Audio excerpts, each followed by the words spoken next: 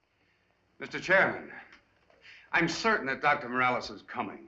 And in view of the importance of his testimony concerning the plague, I'm requesting the committee to postpone action until he arrives. And I say that if we're going to elect a health officer, we might as well do it right now. I'm a candidate myself, and I shall be glad to look into this alleged case of plague that has Dr. Darby so worried. Dr. Bristol is anxious to hold the election now only because at the moment he controls a majority of votes. And why not? Besides, I happen to know that Dr. Morales won't get here. He's being detained. What do you mean by that, sir? Exactly what I say. It's a waste of time to wait. I appeal to the chair for another 10 minutes. In the meanwhile, we can hear Captain Bronson's report on the presence of pirates in coastal waters.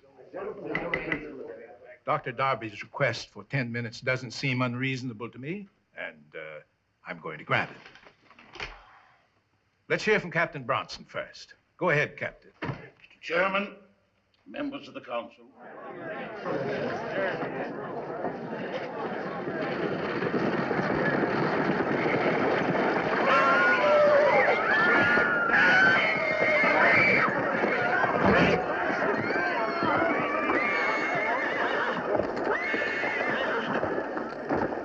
What's happening? Looks like a brawl, Miss Nancy. Nothing to be worried about. I'll walk from here. Yes, ma'am.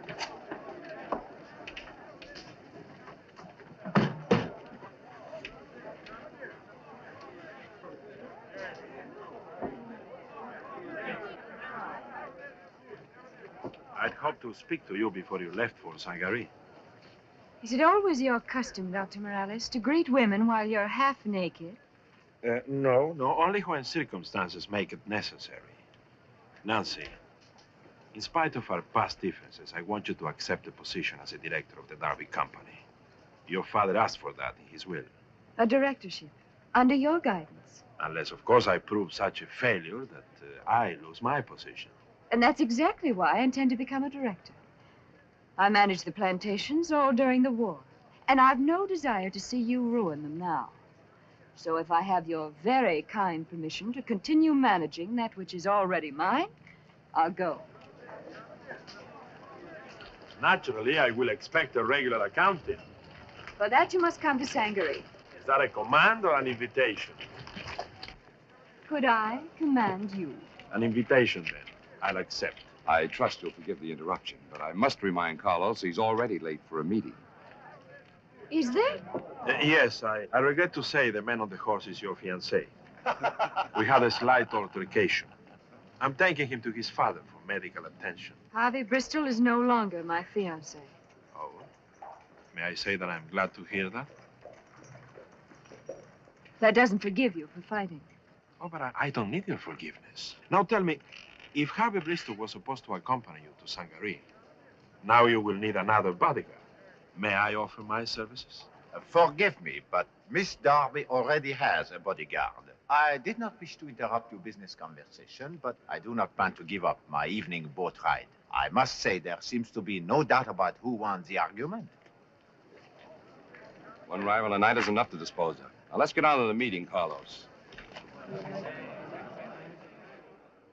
So, Mr. Chairman, I submit that Dr. Darby's already had more than his 10 minutes.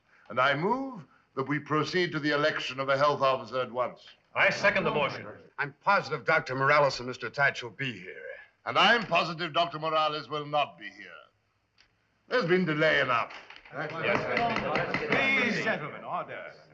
I'm sorry, Dr. Darby, but you've had the time you asked for. All in favor signify by raising the right hand. I count 7 in favor. Those opposed? I count 5 votes. The motion is carried and nominations for health officer are now in order. I nominate Dr. Bristol. Second. Dr. Bristol's been nominated. Are there any further nominations? Mr. Chairman, in spite of his absence, I'm going to nominate Dr. Morales. We want a man as health officer who will take measures to protect Savannah. Not a man who seeks office only so he can destroy its power. Whom do you mean by that? If the shoe fits. Order. This is not a time for campaign speeches, Dr. Darby. Who seconds Dr. Morales' nomination? I second it. And I move the nominations be closed. If there are no objections, it is so ordered. Are you ready for the vote? In the absence of Dr. Morales, I'm going to rule that neither candidate shall have a vote. And I'll ask Dr. Bristol to leave the room while the votes are being counted.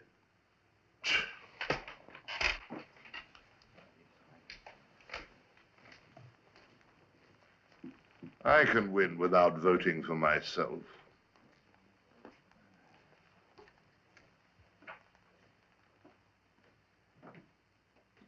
Very well. All in favor of Dr. Bristol for health officer, please raise the right hand. 6 for Bristol. Those for Dr. Morales. 2 plus 1.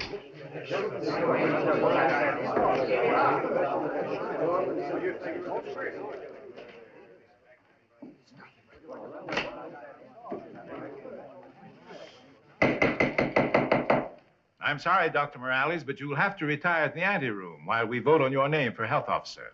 Certainly. We are voting on Dr. Morales. Those in favor, raise the right hand. 2, 4, 6. It looks like a tie vote. Why, how can that be? No. No, I see 7. 7 for Dr. Morales. Dr. Morales wins and is hereby appointed health officer of Savannah.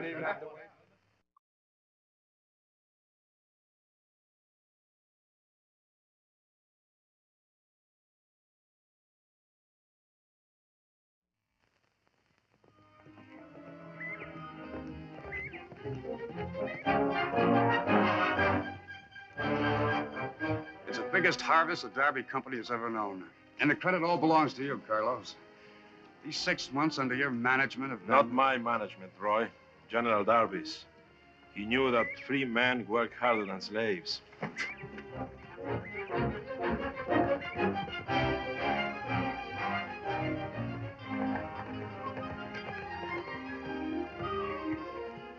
It's really a beautiful harvest.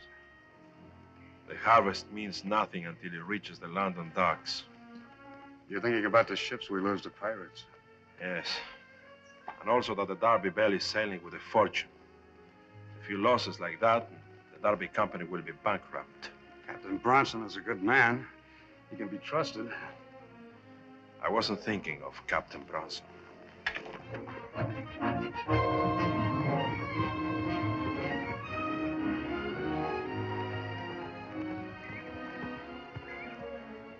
Oh, here's where we park, Carlos. Oh, when you get home, tell Martha not to wait dinner. I'll be late. That fork leads to Sangaree. I'm only too well aware of it. You should have gone before, Carlos. Nancy asked permission to run Sangaree as she pleased. I've given it to her. But that doesn't rule out a social call. Ask her to show your father's diary. And don't be afraid to smile at her.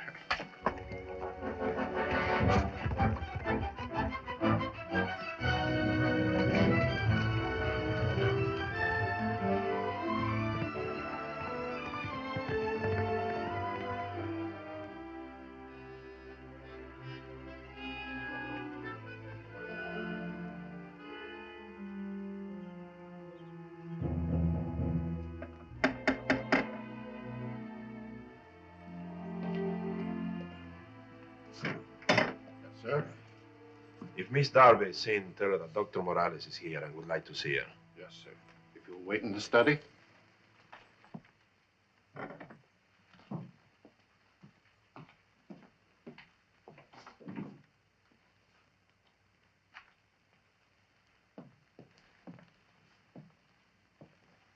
Listen.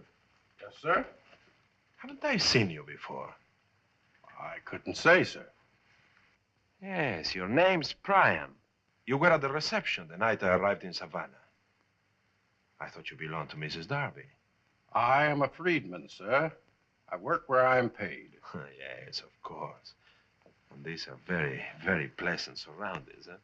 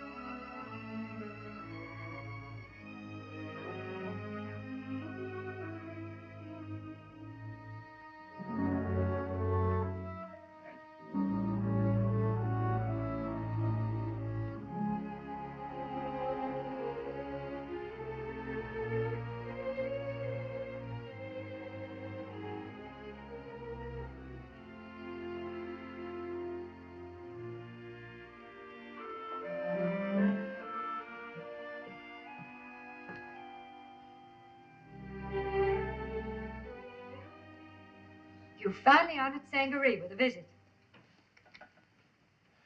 Nancy. I see you've been reading Father's diary. The last one is the most interesting. It contains his plans for the future. You must read it. Some other time. I came to check on the Sangaree cargo. They tell me Captain Bronson is here. Yes, the Derby Bell is loading now. I suppose you'd like to inspect it? It's part of my job. And the Sangaree plantations as well? I'll consider that an honor if you'll accompany me. I'll consider that a command. Can't we call it a truce? Just for today. Must it end so soon? Come along. I'll be your guide to Sangaree.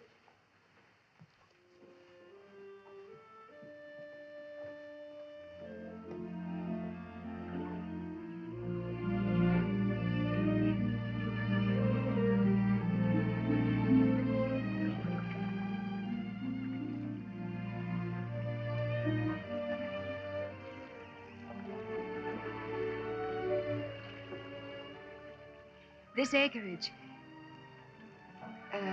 produced the largest crop of rice in our history. I'll get the figures. No. But if I can't tell you about the crops. Tell me about Sangaree. I've heard that it was in a state of decay after the war. Felix Pagnol did much to repair it. Pagnol? Mm-hmm. Father lent him money during the war, and he's taking this means to repay it. Is that the business with which he was afraid I would interfere? It must be.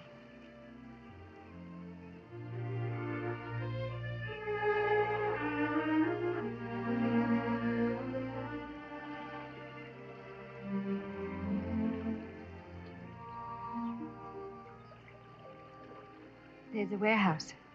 I've seen many warehouses. Captain Bronson will be there. Oh, yes. Fine man, Captain Bronson, yes.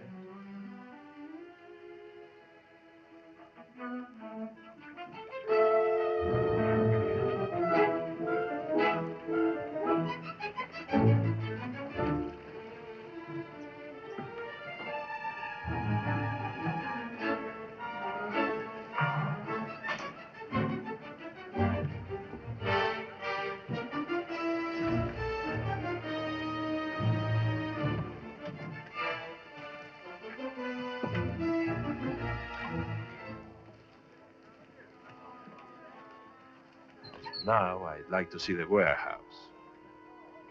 Come along.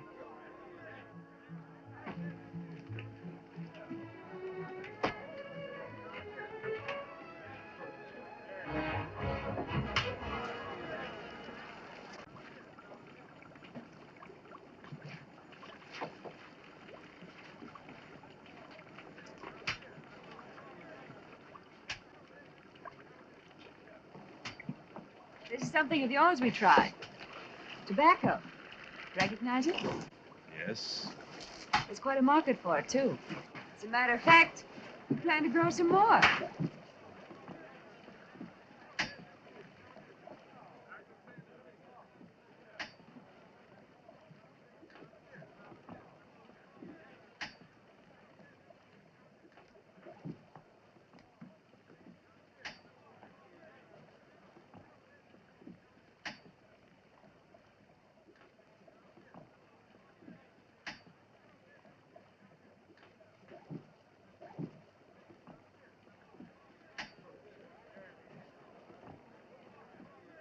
I want the rest of that cargo as soon as you can, and make no mistakes.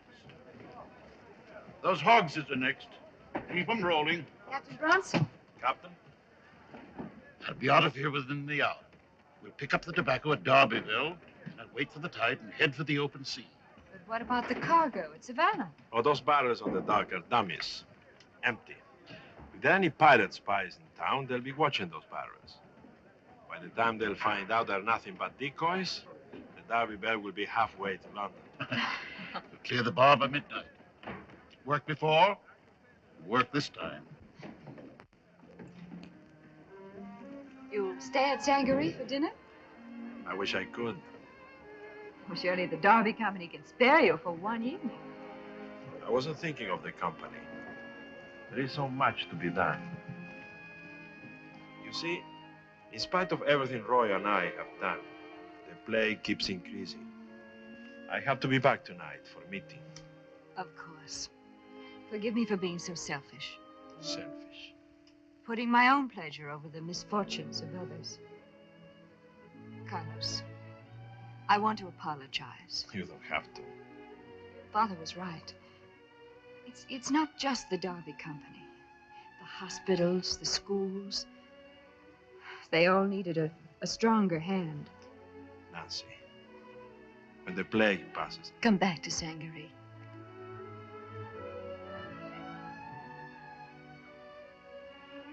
I will.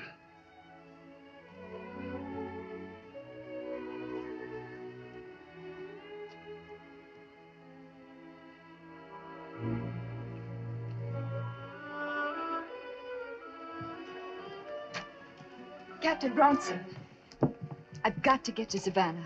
Is there a way you can put me ashore without spoiling your plans? You know, well, all right. Good. All the merchants in Savannah have cooperated with the rat control program except one. I want to ask Dr. Bristol why he won't let the committee inspect his warehouse. What's all this fuss about rats? It's only a wild superstition that rats cause plague. For 200 years, men have known that plague occurs only where rats exist. I don't pretend to know what the connection is. But I do know that as long as Dr. Bristol won't cooperate, the entire community is in danger. That's right. One man can spoil the whole show. We need full cooperation. What have you to say for yourself, Bristol? I've this to say. I've complied with your stupid regulations. Then why won't you let the committee inspect your warehouse? The word of a gentleman should be sufficient. Gentlemen, absolutely right. I tell you this. I've every right to protect my property. And if anyone tries to enter my warehouse or inspect Bristol ships without my permission, my guards will open fire. Gentlemen, we don't want any violence if we can avoid it. Roy Darby has sent for sulfur to fumigate the warehouses. By the time it arrives, Bristol may have changed his mind. Let's adjourn for the evening.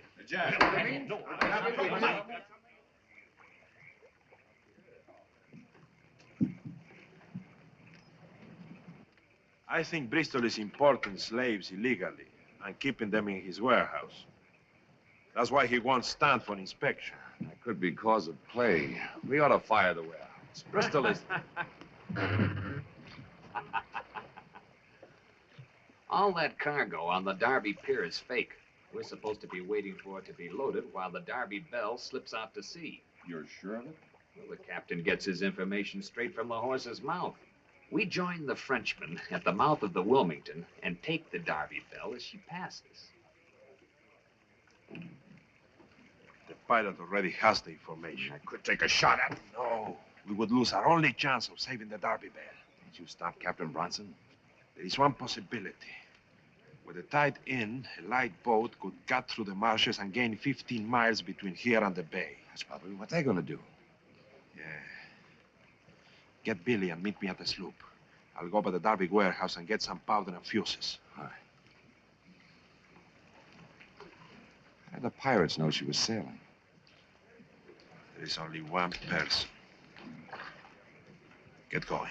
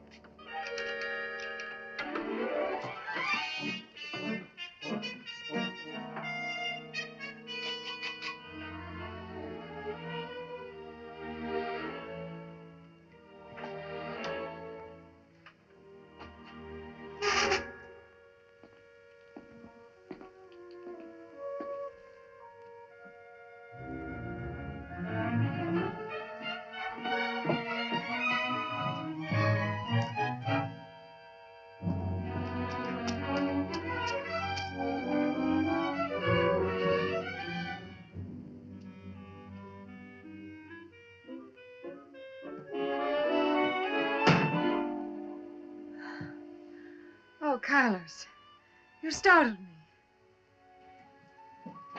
What's the matter? What's wrong? You know what's wrong. Every word you said to me today was a lie. Every smile, every gesture was a lie. What are you saying? You're a spy and a traitor. You won my confidence so you could tell your friend Pagnol about the sailing of the Derby Bell. That's why you're here. That's not true. Why would I want the pirates to take my own ship? To get all the profit instead of 1/3. To ruin the Derby Company and me. Look at you, the aristocrat. Look at you. If you were a manite. You're the lowest wench that ever walked the streets of Savannah.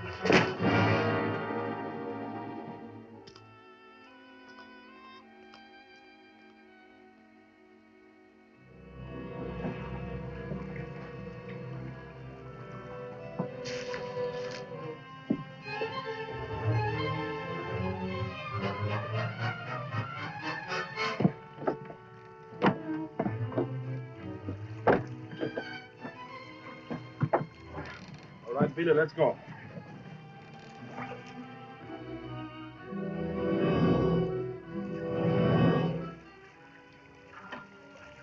Closer to the shore.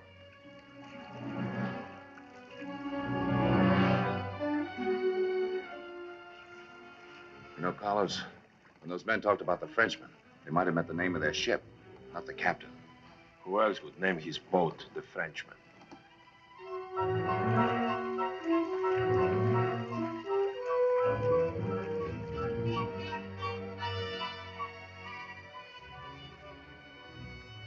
Let's get the powder in place now.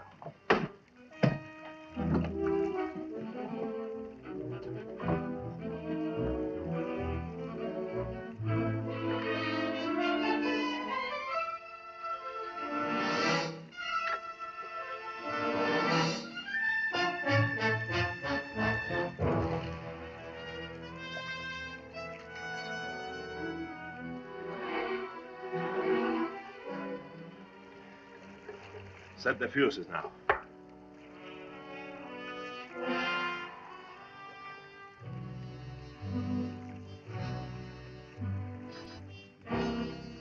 All right.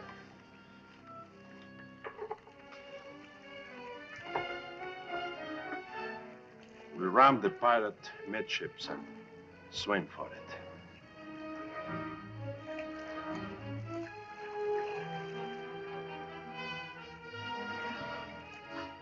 There's our game.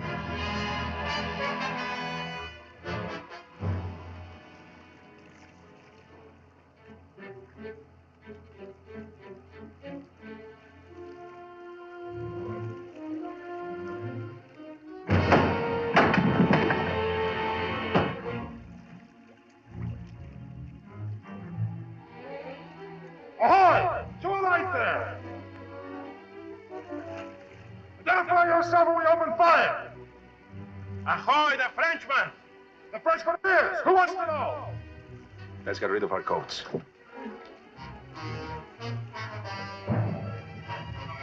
Fire! Run the ladder!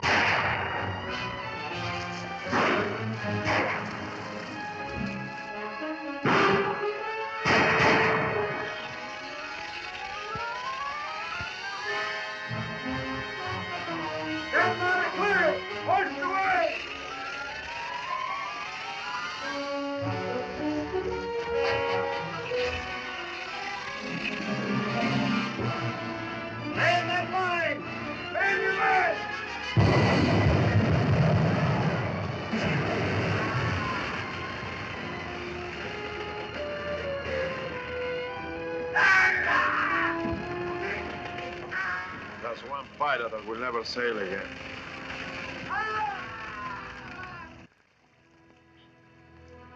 There's the Derby Bell pulling for the bar right now. Something tells me that Felix Pagnol wouldn't have trusted himself on that ship.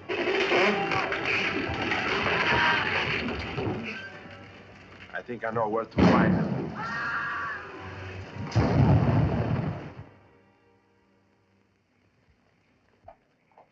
You two go on to the stable and saddle the horses. We are going to Sangaree and settle with Pagnol.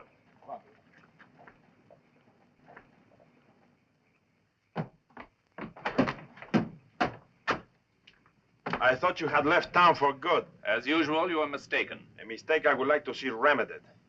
What are you doing here? I can't see that's any of your business. I suggest you come tomorrow. Dr. Darby's away for the evening. How convenient for you.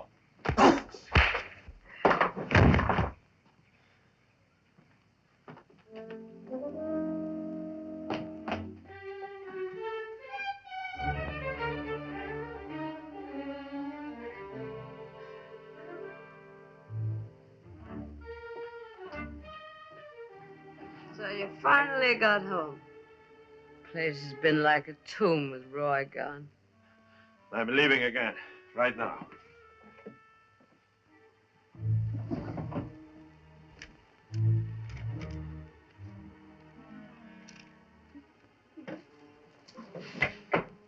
Carlos, you're wet. The usual result of being in water. I don't understand. I'm on a pirate hunt. We sank the ship. Now I'm after the man. Who do you think the pirate is? You told me his name yourself. Felix Pagnol, of course. Oh, yes, that's right.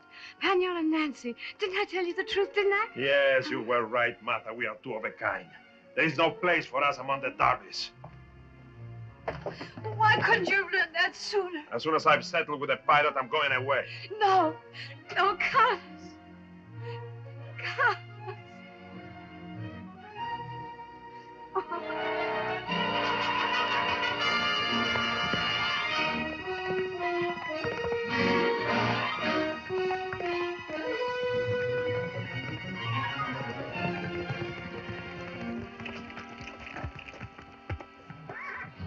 Carlos. It looks like Nancy's horse. Let's take a look.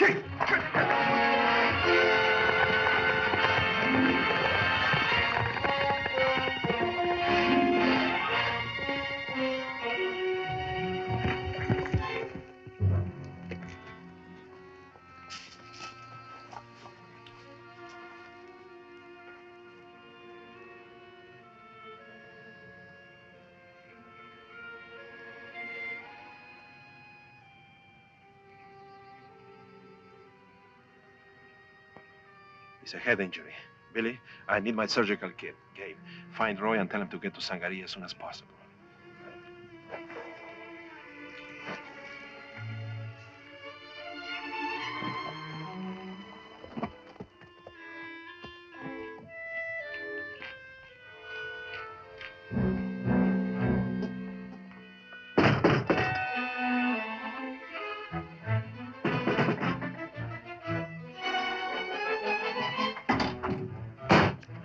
She's badly hurt. Get some hot water. Get her bed ready. Hurry.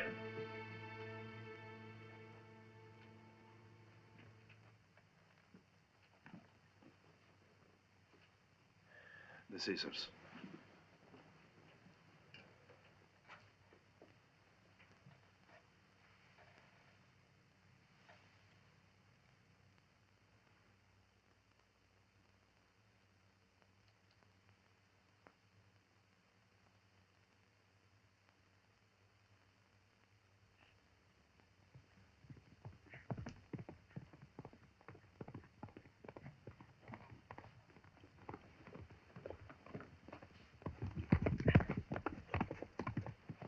It's Billy. He's bringing everything I need for the operation. Tell the other ones to wait downstairs. Yes, Dr. Morellis. Do you mean you're going to cut her with a knife? Yes. Piece of bone is causing pressure. It has to be removed immediately. Oh. She'll be all right.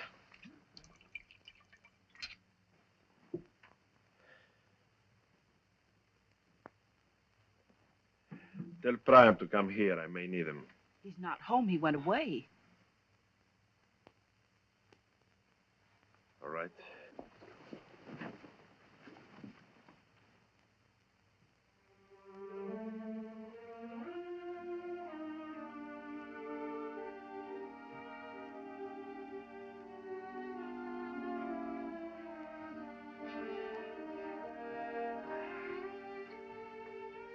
I've done all I can. You must have something to eat. Stay with her. Let me know as soon as she wakes up.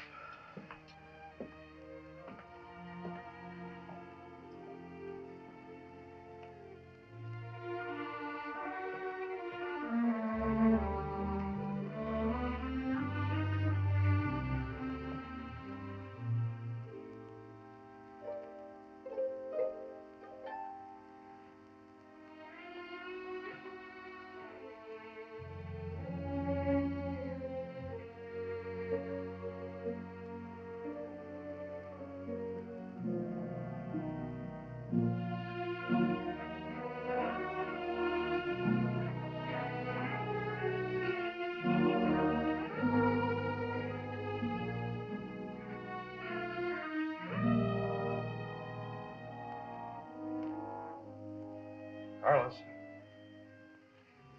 Hey, Carlos.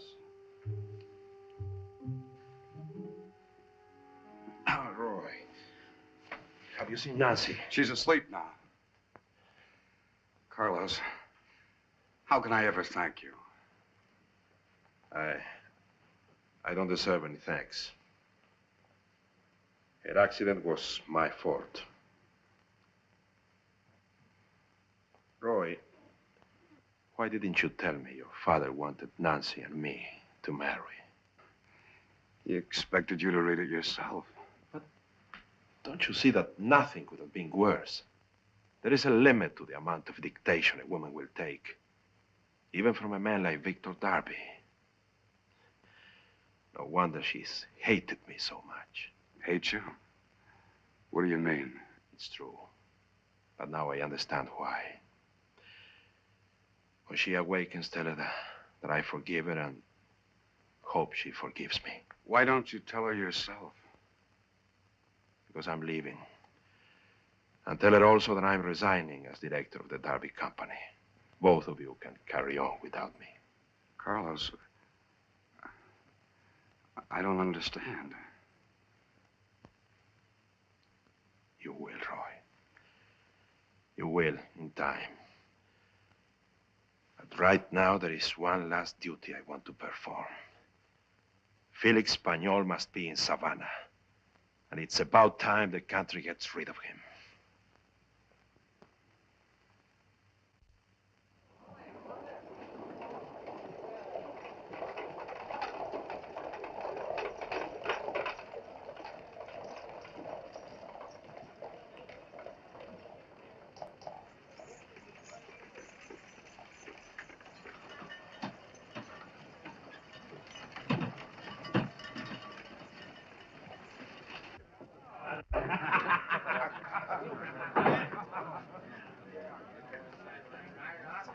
Monsieur Pañol.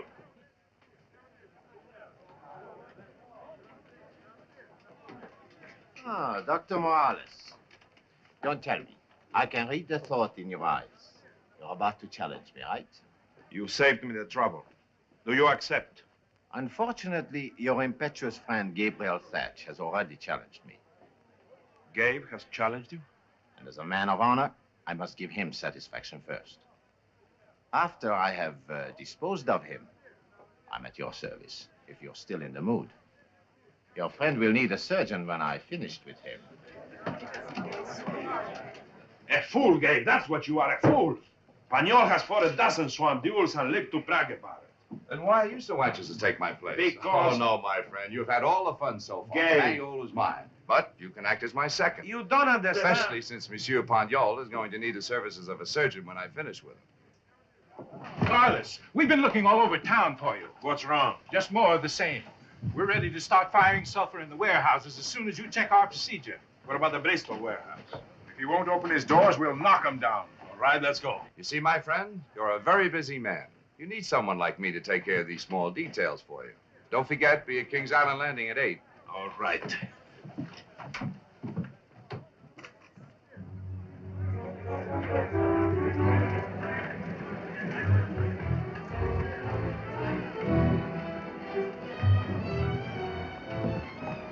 Move that bed to the left. Let's go. All right. Let's Spread that sulfur inside. When you're through, seal the doors.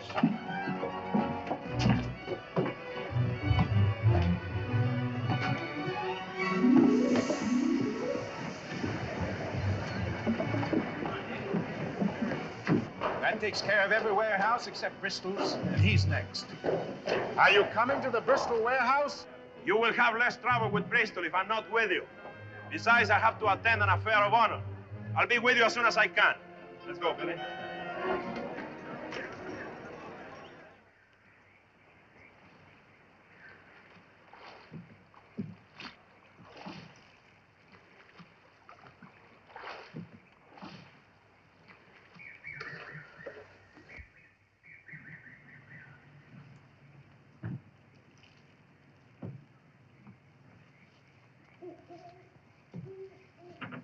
You're late, gentlemen. The fault is mine.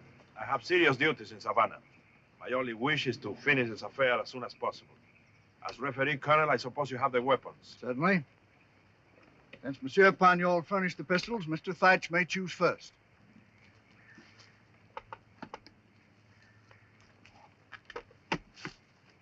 And Monsieur Pagnol may have first choice of knives.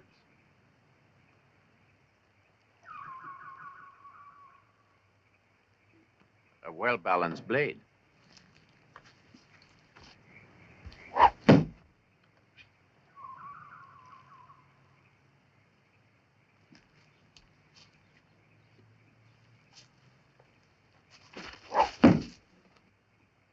Bravo. Well done. This promises to be more exciting than I thought.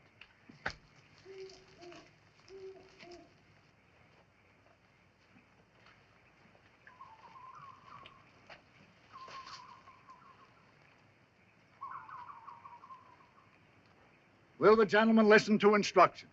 First, it is my duty to ask you to reconcile this quarrel without bloodshed. In that case, we will proceed. Mr. Thatch and his second will walk 40 paces. Monsieur Pagnol and his second will go a like distance. When you are in position, I shall expect you, Dr. Morales, and you, Mr. Crowther, to inform me by a shout. Then, at a signal from my pistol, the duel will begin. Are there any questions? No. It's clear enough. We're ready. Very well, then. Go to your positions. 1, 2, 3, 4, 5, 6, 7, 5, 6, 7, 8, 9, 10, 1, 2, 3, 4, 5, 6, 37, 38, 39, 40. Ready here. Dirty rat. That's why he selected a swamp to cover a murder.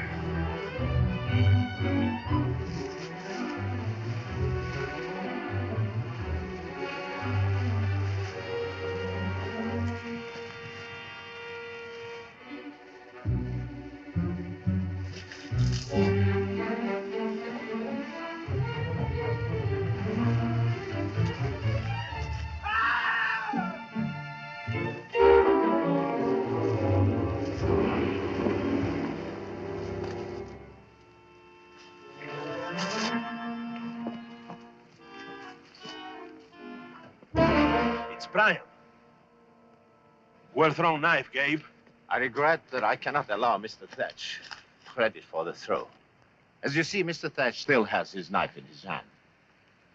That is my weapon in the wretched man at your feet. When I heard Mr. Thatch raging, I realized that one of your enemies might have decided this was an excellent time to commit murder and blame it on the Frenchman. Did you know, Doctor, that there was a pirate brig by the name of the Frenchman? Why? I thought the name referred to me? I assure you, the brig was not mine. However, if you still seek an answer, I suggest that you examine Harvey Bristol's warehouse. Better still, I'll take you there myself.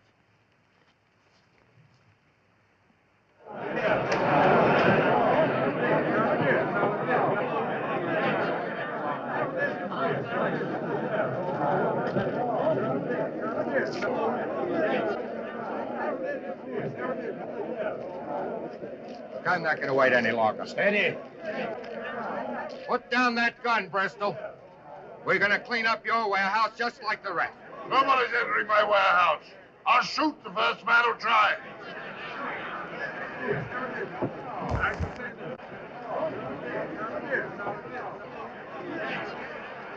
Here's Dr. Morales. He's health officer here. Let him talk to Bristol.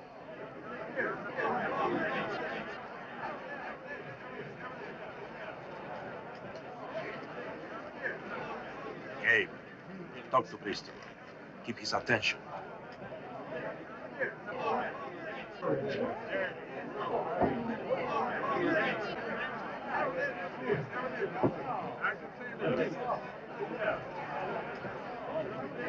Will you listen to me, Bristol? I'll listen to no one.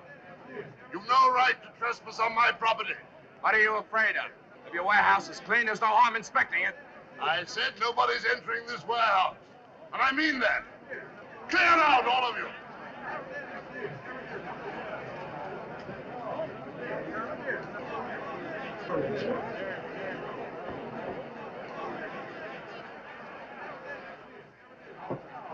Tell them to drop their guns. Come on. Come on! All right, drop them.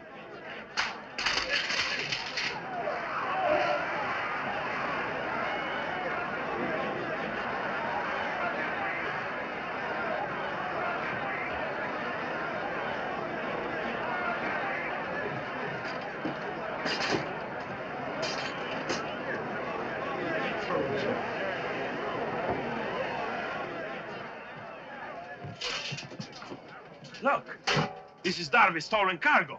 So this is why Bristol wouldn't allow inspection of his warehouse. Then Harvey must have... I know. But Brian, why Brian? Brian was originally in the pay of Martha Darby. Yes. Then it was Martha that Harvey Bristol wanted to see the night we sank his ship. Monsieur Pagnol, will you accept my apologies? Mine too, sir. Gladly. Come on. Carlos! Carlos! Well, what did you find besides stolen cargo? Rats by the hundreds. And what's worse, the bodies of 9 slaves dead of the plague. That was the source of the infection. Burn it! What about the stolen Derby merchandise? Burn it! Bring your torches. Inside. Bristol, where is your son? Where is Harvey? I don't know. I'll find him.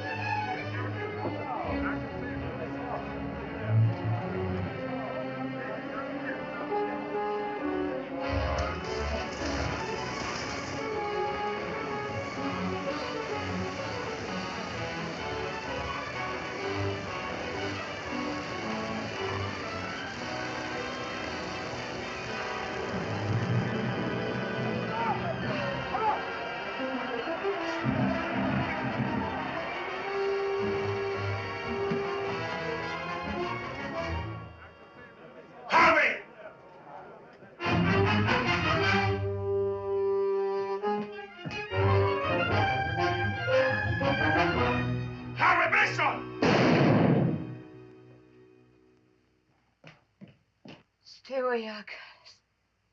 Don't come near me. I'm looking for Harvey. Harvey. Harvey's dead. He hired Prime to kill you. So I came to stop him. But I was too late. And Harvey, when he heard you were in the warehouse, he wanted to run away. So I shot him. And now I'm gonna die too. But why, Martha? Why did you join forces with Harvey Bristol? For years I've wanted to destroy Nancy. Call it envy. Call it revenge or just plain greed. But when Harvey wanted to kill you, Carlos, I just couldn't. I couldn't. Carlos, you and I together. You and I. We could could have had everything. We could have...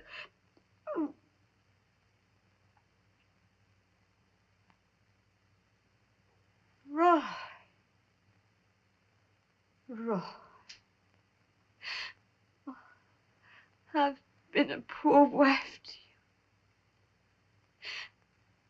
Forgive me. Bubonic plague.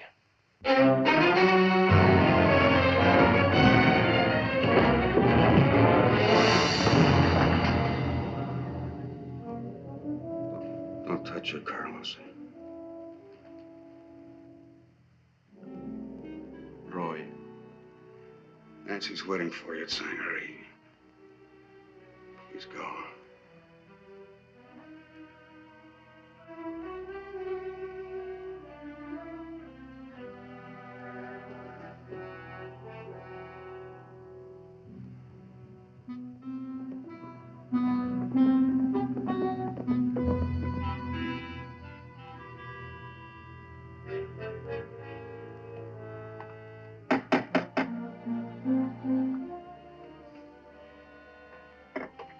How is she? Oh, fine, fine.